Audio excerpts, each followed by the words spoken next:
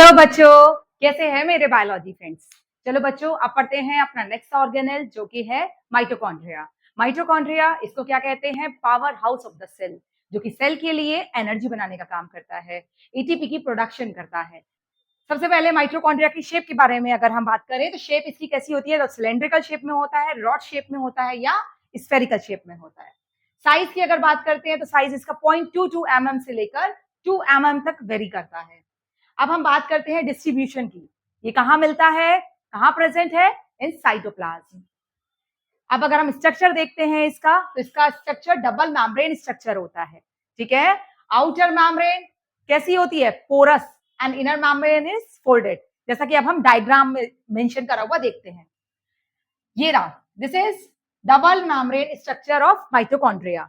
अब ये outer membrane है, ये इनर मेम्ब्रेन है। जो आउटर मेम्ब्रेन है ये प्लेन है लेकिन पोरस है। अगर बाहर से अंदर से कोई भी ऑर्गेनिक कंपाउंड बन रहा है या कुछ भी किसी भी चीज की प्रोडक्शन हो रही है तो वो अगर मूव करना है तो वो आउटर मेम्ब्रेन के थ्रू करेगा। जबकि इनर मेम्ब्रेन क्या है? वो फोल्डेड स्ट्रक्चर है जिसे हम कहते हैं क्रिस्टी।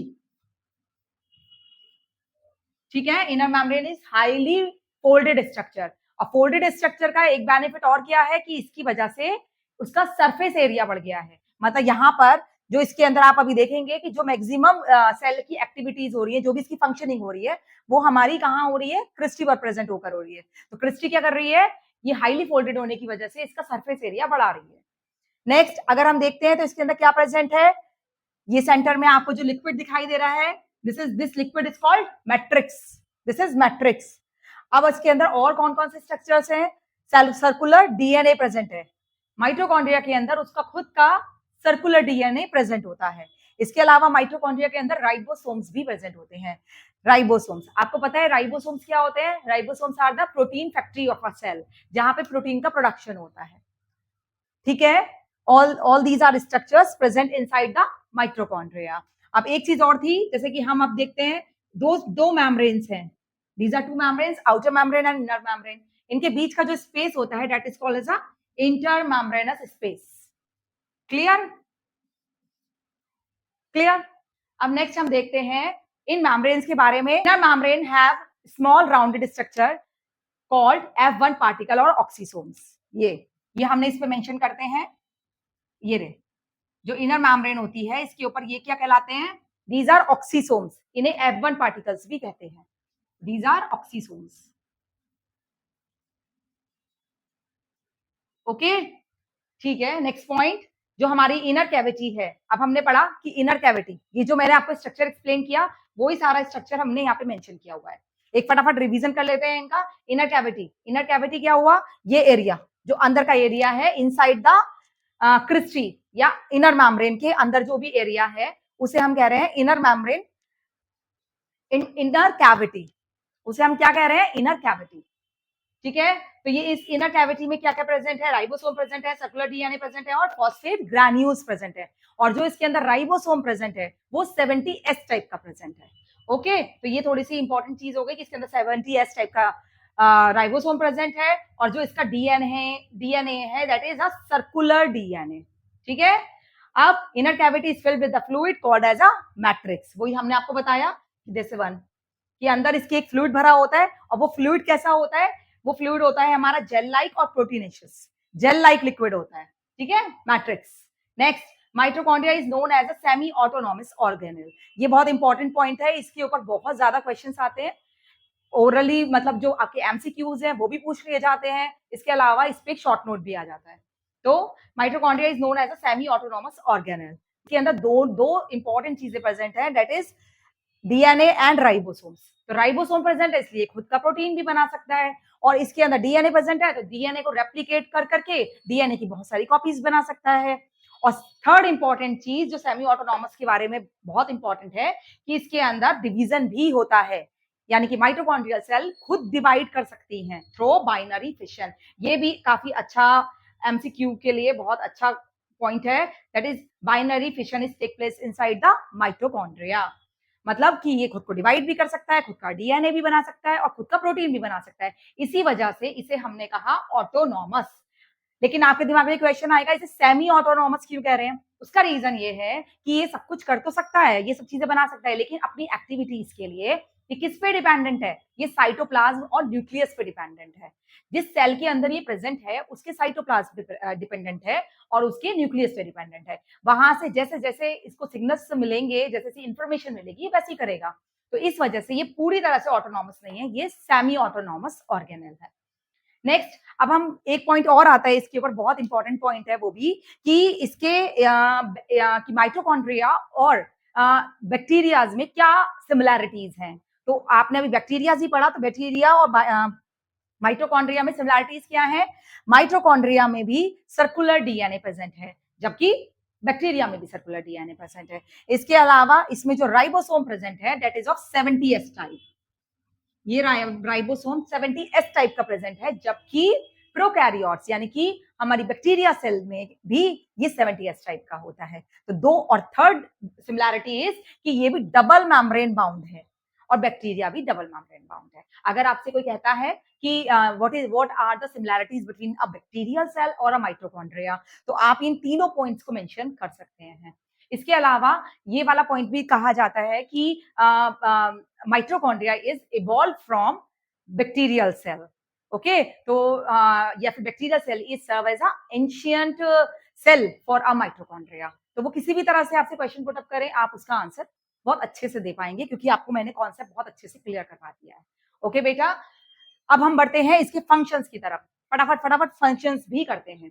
फंक्शंस क्या होते हैं? It is a site of cellular respiration. जैसा कि हमने पढ़ा कि ये पावर हाउस है, ये इसके अंदर क्या हो रहा है? एनर्जी फॉर्मेशन हो रही है, लेकिन वो अब कैसे प्रोड्यूस हो रही है? Through the cellular respiration. जैसा कि आपने पढ़ा हुआ है, सेलुलर रेस्पिरेशन में क्या होता है कि हमारी जो कार्बोहाइड्रेट्स होते हैं, कार्बोहाइड्रेट जो भी हमारा जैसे हमने खाना खाया है, खाना खाने के बाद जो भी हमारा हमने जैसे कार्बोहाइड्रेट्स है हमारी फूड में, और क्या है? प्रोटीन्स हैं, फैट्स हैं, तो वो सब चीजें ऑक्सीजन की प्रेजेंस में किसमें कन्वर्ट हो जाती है? वाटर मॉलिक्यूल और carbon dioxide and energy molecules में। तो हम वही रिएक्शन यहाँ पे मेंशन कर रहे हैं। कार्बोहाइड्रेट, आप यहाँ पे लिपिड्स भी लिख सकते हैं, फैट भी लिख सकते हैं, ठीक है। और ये सब चीजें किसकी प्रेजेंस में? ऑक्सीजन की प्रेजेंस में, क्योंकि cellular respiration is an aerobic reaction. Aerobic मतलब in the presence of oxygen, ठीक है। अब ऑक्सीजन की प्रेजेंस में क्या हो रहा है? इसमें CO2 का प्रोडक्शन हो रहा है और वाटर मॉलिक्यूल का प्रेजेंट हो रहा है, वो वाटर मॉलिक्यूल का फॉर्मेशन हो रहा है, और साथ में एटीपी मॉलिक्यूल्स बन रहे हैं। एटीपी मॉलिक्यूल्स क्या होते हैं? हमारे एडिनोसिन ट्राइफॉस्फेट। एडिनोसिन ट्राइफॉस्फेट यही हमारा एनर्जी प्रोवाइड करते हैं। ओके, तो क्या हुआ? It is a site of cellular respiration. उसको हमने मेंशन किया। सेलुलर रेस्पिरेशन क्या होता है? एरोबिक प्रोसेस है, और ये इसकी इस रिएक्शन के थ्रू हमारी क्या फॉर्मेशन हो रही है? ATP formation. ये ही बेटा हमारा एनर्जी सोर्स है। ATP is called as a energy carrier और द एनर्जी करेंसी। करेंसी जब भी जरूरत होगी तो हम उसे कैश आउट करा लेंगे, मतलब उसे अभी हम आपको बताते हैं कि वो एनर्जी कन्वर्जन कैसे होता है। ये जो हमारा एटीपी होता है, ये एटीपी जब भी जरूरत होती है एनर्जी की सेल को, तो ये एटीपी एडीपी में कन्वर्ट हो जाता है और रिलीज करता है बहुत सारी एनर्जी, ठीक है। तो यानी कि ATP is a currency, energy currency और द एनर्जी कैरियर। ओके, ये पॉइंट क्लियर हो गए। ये सेकंड पॉइंट भी ये है कि releases energy in the form of, अब आप खुद बताइए किस फॉर्म में एनर्जी रिलीज कर रहा है? जो सेलुलर रेस्पिरेशन हो रहा है, in the form of ATP. अब तो आप खुद ही सब कुछ बता सकते हैं, क्योंकि मैं आपको इतना डिटेल में एक्सप्लेन कर रही हूँ, आप फटाफट फटाफट आंसर देंगे सब। Next, ATP. एटीपी को अब मैं आपको एटीपी को इंट्रोड्यूस करवा रही हूँ आपसे कि एटीपी क्या होता है। It is adenosine triphosphate. ये क्या है? ये एक ऑर्गेनिक कंपाउंड है। इसे और क्या कह सकते हैं? इसे एनर्जी कैरियर और एनर्जी करेंसी भी कह सकते हैं। नेक्स्ट, थर्ड पॉइंट, अगर हम माइटोकॉन्ड्रिया के फंक्शंस के बारे में पढ़ते हैं, तो वो storage and the release of energy. ये एनर्जी को स्टोर करने का काम भी करता है और रिलीज करने का काम भी करता है। रिलीज तो मैंने आपको समझा ही दिया ये सब, और इसके अलावा अगर इसमें प्रोडक्शन हो गया है ज्यादा, तो वो उसे स्टोर करके रखेगा, जिस समय जरूरत होगी उस समय रिलीज करेगा। Fourth point is cell death regulation. Cell death को भी रेगुलेट करने का काम कौन करता है? Mitochondria. Next, biomolecule synthesis, protein, lipids and hormones. अब हमने ये वाली बात पढ़ी कि इसके अंदर क्या है? राइबोसोम्स है। राइबोसोम्स किस चीज की प्रोडक्शन कर रहे हैं? क्या बन रहा है राइबोसोम से? प्रोटीन्स। तो प्रोटीन फॉर्म हो रहे हैं किसके? Inside the mitochondria. तो कौन से बायोमोलिक्यूल सिंथेसाइज कर रहा है ये? लाइक प्रोटीन, लिपिड्स, प्रोटीन भी कर रहा है, लिपिड्स भी कर रहा है और हॉर्मोन्स भी कर रहा है। क्योंकि हमने पढ़ा था कि हॉर्मोन्स भी क्या होते हैं, वैरायटी ऑफ प्रोटीन्स भी होती हैं और स्टेरॉइड्स भी होते हैं। तो हॉर्मोन्स का प्रोडक्शन भी कहाँ हो रहा है? Inside the mitochondria. ओके बेटा, this is all about the mitochondria. Now you can take the screenshot of this. Start करते हैं अपना नेक्स्ट सेल ऑर्गेनेल जिसका नाम है प्लास्टिड्स। ठीक है, तो अब इसकी अक्रेंस की बारे में बात करते हैं कि ये किसमें प्रेजेंट होता है, किसमें नहीं होता है। सबसे इंपॉर्टेंट, ये प्लांट सेल में प्रेजेंट होता है, एनिमल सेल में एब्सेंट होता है। ये सबसे इंपॉर्टेंट डिफरेंस है between the plant cell and the animal cell. ठीक है, और ये यूग्लिनॉइड में प्रेजेंट होता है। यूग्लिना जो हम पढ़ते हैं वो ग्रीन कलर का ऑर्गेनिज्म होता है, उसके अंदर ये प्लास्टिड्स प्रेजेंट होते हैं। तो वो ग्रीन कलर है, तो वो कौन सा प्लास्टिड प्रेजेंट होगा उसके अंदर? क्लोरोप्लास्ट। अब नेक्स्ट हम इसके टाइप्स के बारे में स्टडी करते हैं। तो टाइप्स होते हैं इसके, ये 3 तरह के फॉर्म्स में मिलता है। First leucoplast, second chromoplast, third is chloroplast. ठीक है, अब ल्यूकोप्लास्ट अगर हम फर्स्ट के बारे में देखते हैं तो ये है ल्यूकोप्लास्ट। ल्यूकोप्लास्ट कैसा होता है? कलरलेस होता है और ये न्यूट्रिएंट को स्टोर करने का काम करता है। ठीक है, इनकी स्टडी बहुत ज्यादा डिटेल्ड है, लेकिन मैं कुछ यहाँ पर नहीं कर रही हूँ क्योंकि आपकी क्लास के अकॉर्डिंग, आपके स्टैंडर्ड के अकॉर्डिंग आपको इनका ब्रीफ डिस्क्रिप्शन चाहिए, ताकि एमसीक्यूज आते हैं, अगर शॉर्ट क्वेश्चन टाइप आते हैं तो आप उन्हें अटेम्प्ट कर पाए। ठीक है, क्रोमोप्लास्ट। क्रोमोप्लास्ट क्या हुआ? नाम से पता चल रहा है, क्रोमो का मतलब होता है पिगमेंट, प्लास्ट मतलब सेल, ऐसी सेल्स जिनमें पिगमेंट है। पिगमेंट कैसा है? येलोइश रेड जो कलर होता है वो हमारे क्रोमोप्लास्ट का कलर होता है।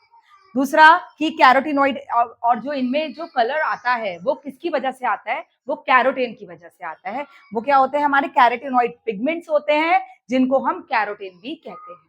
ठीक है, ये क्वेश्चन इन मतलब आपके एमसीक्यूज में पूछ सकते हैं ये।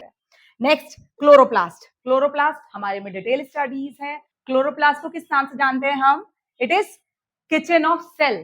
ठीक है, जैसा कि किचन में, हमारी किचन में क्या बनता है? खाना बनता है, हम सबके लिए फूड प्रिपेयर किया जाता है। ऐसी क्लोरोप्लास्ट एक ऐसी सेल्स होती हैं जो कि प्लांट के लिए फूड बनाने का काम करती है। ओके, नेक्स्ट, अब हम इसके बारे में पढ़ते हैं। अगर हमसे कोई कहता है कि definition, what is the definition of a chloroplast? ठीक है, डेफिनेशन क्या है? It is a two membrane bound structure. Okay, next, contain a pigment called chlorophyll. इसके अंदर कौन सा पिगमेंट प्रेजेंट होता है? क्लोरोफिल, जिसकी वजह से ग्रीन लगते हैं। Next, site of photosynthesis. हमने एक नॉर्मल वे में करा है, अगर आप चाहे तो इसे पूरी पैराग्राफ की फॉर्म में लिख सकते हैं। It is a double membrane bound structure contain the pigment called chlorophyll and it is a site of photosynthesis. ठीक है, नेक्स्ट, अक्रेंस। अगर हम ये देखते हैं कहाँ पे मिलता है, ये हमें प्लांट सेल में मिलता है और कुछ एल्गीज में मिलता है, जैसे blue green alga, green alga, उन सब में हमारे क्या मिलेगा? क्लोरोप्लास्ट। लेकिन इसके अलावा इसे प्लांट्स का जो भी पार्ट ग्रीन है वहां पे क्या मिलेगा? हमारा क्लोरोप्लास्ट। ओके, नेक्स्ट देखते हैं स्ट्रक्चर ऑफ अ क्लोरोप्लास्ट। अब हम डायग्राम फॉर क्लोरोप्लास्ट, तो आप इसको देखिए। It is a double membrane structure, 2 membranes present है। इसके बाद इन दो मेम्ब्रेन्स के अंदर सेंटर में जो हमारा फ्लूइड प्रेजेंट है उसे स्ट्रोमा कहते हैं। ठीक है, हमने ये मेंशन किया है स्ट्रोमा। अब इस स्ट्रोमा के अंदर क्या क्या चीजें होंगी? हमारे एंजाइम्स होते हैं, डीएनए होता है, राइबोसोम्स होते हैं, और ये हम आपको एक्सप्लेन करते हैं अभी। तो कौन कौन सी चीजें प्रेजेंट है इसके अंदर? It has stroma, stroma has chloroplast, CP DNA is chloroplast DNA. ठीक है, डीएनए प्रेजेंट है इसके अंदर। इसके अंदर हमारे ये राइबोसोम्स प्रेजेंट है, और इसके अंदर क्या प्रेजेंट है? हमारे एंजाइम्स प्रेजेंट है, हमारे कुछ एंजाइम्स प्रेजेंट है। तो ये सब चीजें हमारी किसमें प्रेजेंट है? स्ट्रोमा में प्रेजेंट है। इसके अलावा आपको कुछ स्ट्रक्चर्स दिखाई दे रहे हैं इसके अंदर। तो ये स्ट्रक्चर्स क्या होते हैं हमारे? ये ग्रैनम, ये जो आपको पॉइंट लाइक स्ट्रक्चर्स दिखाई दे रहे हैं, दिस इज कॉल्ड ग्रैनम। ठीक है, अब ये जो ये this is called as a, ये आपको अगर हम ये कंप्लीट स्ट्रक्चर बताएं, स्टैक्स ऑफ अ कॉइन, तो इस स्टैक ऑफ द कॉइन को क्या कहते हैं हम? ग्रैनम। लेकिन अगर हम इसकी एक, अगर खाली हम ये यूनिट कंसीडर करें, तो अगर हम इसका एक कॉइन कंसीडर करें तो उसे कहते हैं हम thylakoid, that is called thylakoid single. अब एक स्ट्रक्चर और मिलता है इसके अंदर, ये जो हमारे ग्रैनम्स हैं ये एक दूसरे से कनेक्टेड होते हैं थ्रू द लैमेला। ठीक है, ये लैमेला। अब हम ये बताएंगे आपको कि क्लोरोफिल कहाँ कहाँ पे प्रेजेंट होता है। ये जो हमारा एरिया आपको दिखाई दे रहा है, ये इट हैज क्लोरोफिल, मतलब पूरे ग्रानम के अंदर थाइलोकाइड्स हैं, थाइलोकाइड्स के अंदर क्या होता है, क्लोरोफिल होता है। इसके अलावा ये जो लैमेला है, लैमेला के स्ट्रक्चर के अंदर भी क्लोरोफिल होता है। तो जहां जहां क्लोरोफिल होगा वहां वहां क्या होगा, फोटोसिंथेसिस। ठीक है, because chlorophyll is essential for photosynthesis. ठीक है, आपको स्ट्रक्चर क्लियर हुआ?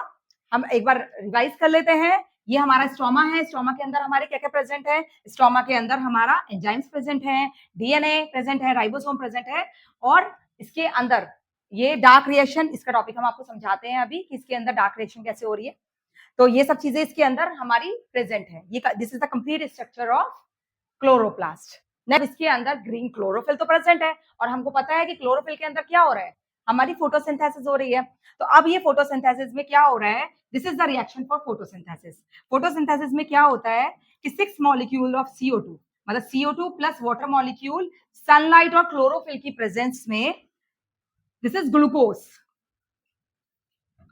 C6H12O6। तो ये क्या है, ग्लूकोज मॉलिक्यूल। तो इसमें क्या हो रहा है, CO2 जो एटमॉस्फेयर के अंदर हमारी CO2 प्रेजेंट है, वो हमारी वाटर मॉलिक्यूल के साथ कंबाइन होकर क्या करेगी, ग्लूकोज के मॉलिक्यूल्स बनाएगी और ऑक्सीजन को रिलीज करेगी। This is called oxygen. ठीक है, O2 मॉलिक्यूल। तो this is the reaction for photosynthesis.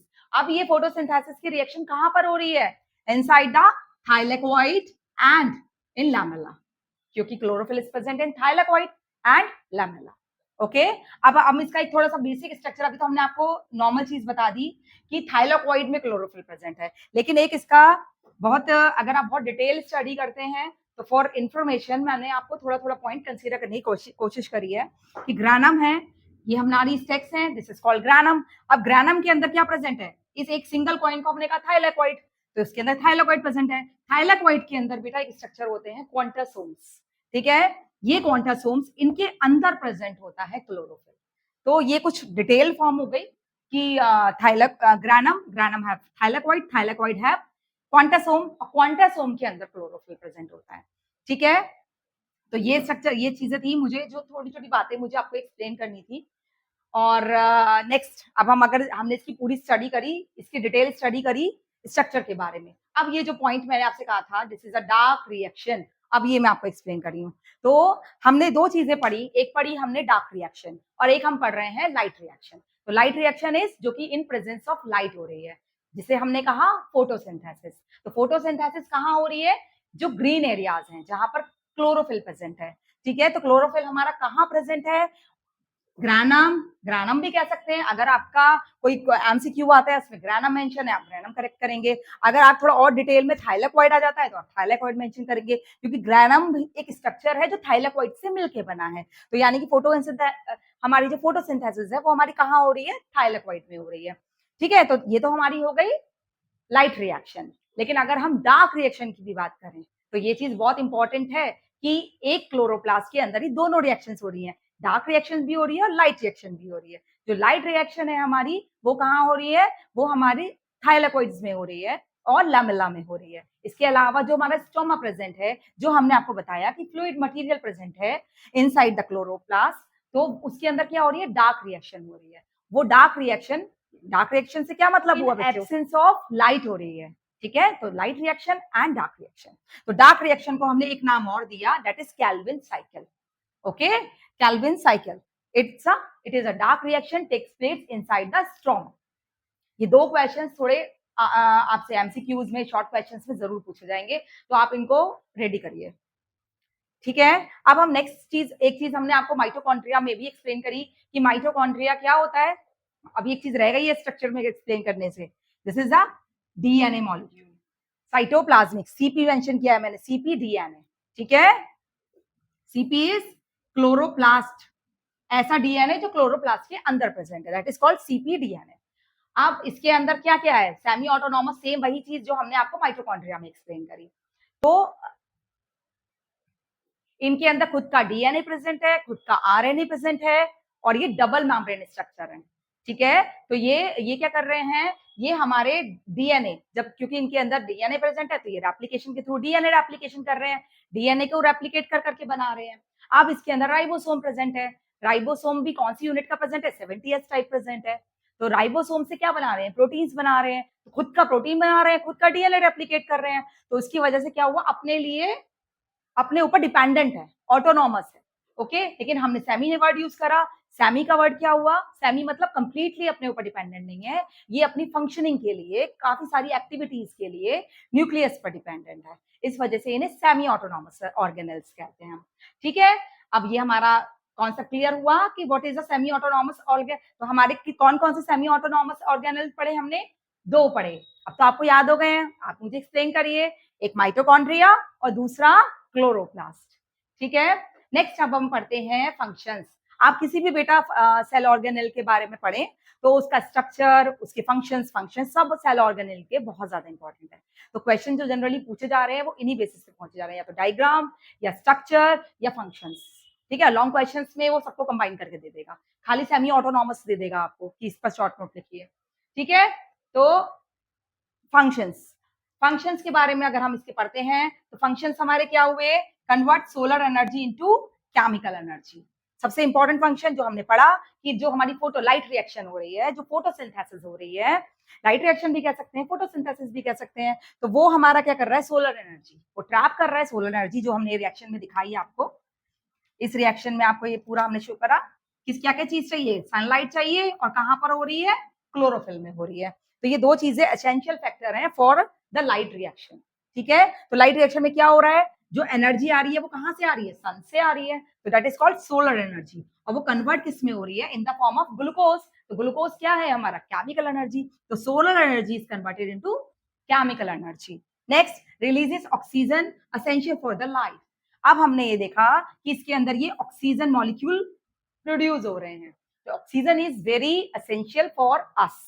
ठीक है, तो एटमॉस्फेयर को ग्लोबल वार्मिंग से बचाने के लिए, एटमॉस्फेयर को प्योर करने के लिए, ठीक है, पॉल्यूशन फ्री करने के लिए क्या है? ज्यादा से ज्यादा ऑक्सीजन हम अपने एटमॉस्फेयर के अंदर सेंड करें। हम अपने ज्यादा ज्यादा ऐसा प्रोसेसेस करें जिससे कि हमारा जो एटमॉस्फेयर है वो ऑक्सीजन रिच हो जाए। तो ये जो फोटोसिंथेसिस रिएक्शन है ये क्या कर रही है? ऑक्सीजन को प्रोड्यूस कर रही है।